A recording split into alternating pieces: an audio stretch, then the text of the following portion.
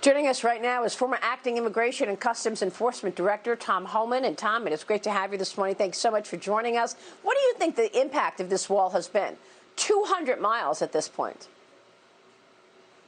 I mean, they'll have 400, 450 by the end of the year. But look, walls work. And that's why this president had made that promise, because he talked to the experts on the border, the Border Patrol. You can't argue. If you look at the data, every place they have built a border barrier in the last decade, illegal immigration decreased, illegal drug flow decreased, which means we also save lives.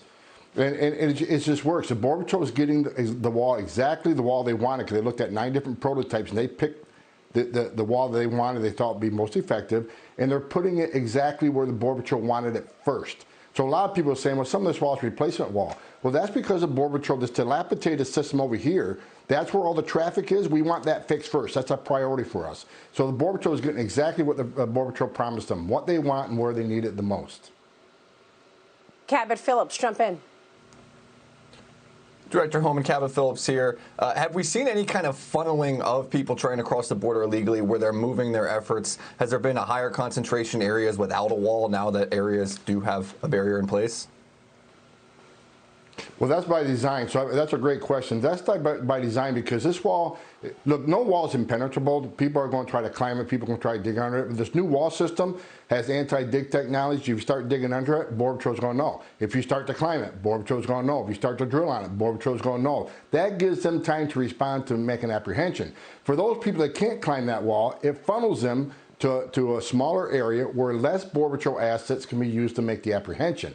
Walls are about slowing people down so they can be arrested. So yes, it funnels people, like the family groups, the women and children. They're not going to climb that wall. They're going to be funneled to an area where the chance of being arrested are a lot higher. So that's the design of the wall, and it's working. Let me ask you this. President Trump signed an executive order on Monday suspending some temporary worker visas through the end of the year. This includes the H-1B visas, Tom. It's the latest effort by the administration to prioritize American workers in the aftermath of COVID-19. But this move is facing a lot of backlash from leaders in the technology industry. You've got people like the CEO of Apple, Microsoft, coming out and saying, look, this is an important pool for us to hire workers who help us with innovation. What's your response to that? That's just wrong. That's a false narrative. And when the president did his first executive order stopping those who want to be resident aliens come to the United States, I wrote an op-ed on June 1st that said he needs to expand it to the guest worker program, specifically the H-1B. The company, look, I've spent 30 years investigating H-1B fraud. These companies want a pool of cheaper labor.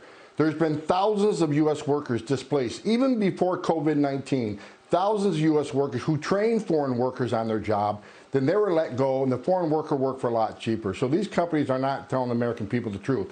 They want a pool of labor, of course, but cheaper labor. So the president's doing the right thing. As the president of the United States, he's looking out for the American worker first. That's exactly what he should do. That's exactly what we expect of him, and it's a good call. All right, Tom, we'll leave it there. Great to talk with you this morning, Tom. Thank you. Tom Homan joining us there on all of these border issues. Quick